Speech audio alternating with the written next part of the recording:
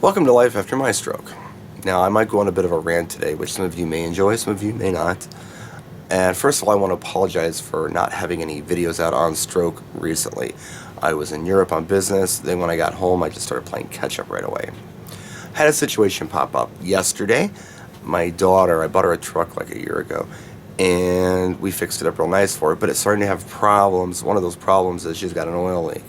And I don't know how bad it is, but I've told her, please be sure to check your oil. Don't run dry on oil. If you need to add some oil, add some oil. Well, she's been real good about it. However, yesterday she added too much oil and started her truck, and it sounded bad. So instead of driving it and screwing things up worse, she was cool enough to call me and let me know. She also called her mother, my ex, the baby mama, and she called my mother and father. Dad's 80, mom's in her 70s. So we all show up at this gas station to rescue my kid. My dad brings a jack that's kind of small for the job. He also brings like a crescent wrench. He gets into the truck. He's got cardboard. He's ready to do the job. He says, "Oh, you don't need to do this." He says there's a problem with the oil plug. There's something wrong with it. I'm like, what is he talking about? So I got out of the truck, and there was nothing wrong with the oil plug. He doesn't see real well. So I'm like, everything's cool. We just need this ratchet and this socket to pop this thing. This crescent's not going to work. We're going to strip the bolt. So I go to the store, I buy what I think we need. Sure enough, it's exactly what we need. I get under the truck, I pop this plug and drain a couple quarts of oil out and put it back in, and down the road my kid goes, no problem. Not a big deal. I posted this as what I thought was going to be kind of like a moral story on one of these stroke survivors' Facebook pages. And I was trying to say, look, there were several able-bodied people around me, but I was the one with the knowledge of what tools we needed to do this job, so I just dug in and did it. And you can come up with a lot of excuses why you can't do things, but sometimes you only need one excuse why you can and why you should just dig in and do something. And I got some reactions that I felt were pretty typical. A lot of people in the group said, "Hey, congratulations. Good for you. You should be proud of yourself." And one thing I will mention is that no one in my family said that to me. And it's because my family expects this from me. I think a lot of people have this goal of doing things that might be unrealistic right now.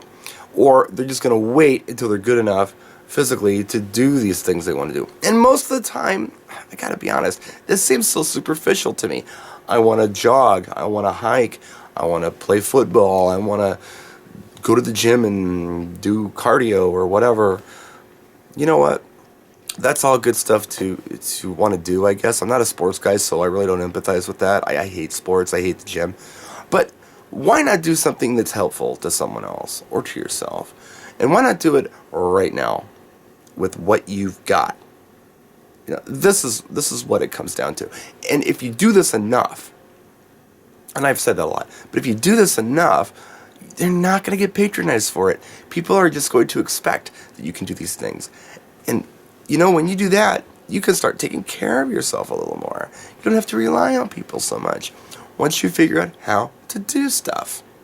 I was in Europe. I was with my pal, and he's a good friend of mine. We travel together. We work together.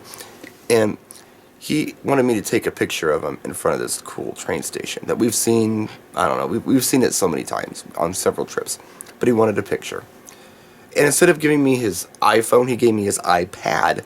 Well, that thing's huge, and I couldn't figure out how to take a picture with this thing, steady it, you know, with one hand, because the button, if you flip the camera or flip the iPad around, the button always goes to the right, and I only have a left hand.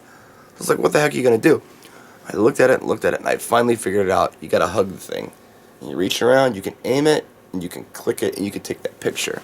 It took me a minute to figure it out. Instead of me just saying, I can't do it, I figured out how to do it, and I did it. My friend expects me to do that kind of stuff because he knows I can. It's a good feeling. And I want everyone to be able to experience that to whatever degree you can. But you got to start somewhere and just got to dig in. Instead of having excuses why you can't do things, even if someone told you can't, don't listen to them. You do what you feel like you can do. And even if you feel like maybe you're not sure if you can do it, maybe you're going to fail. So what? You tried. Try. Just You're not going to get anywhere just waiting around.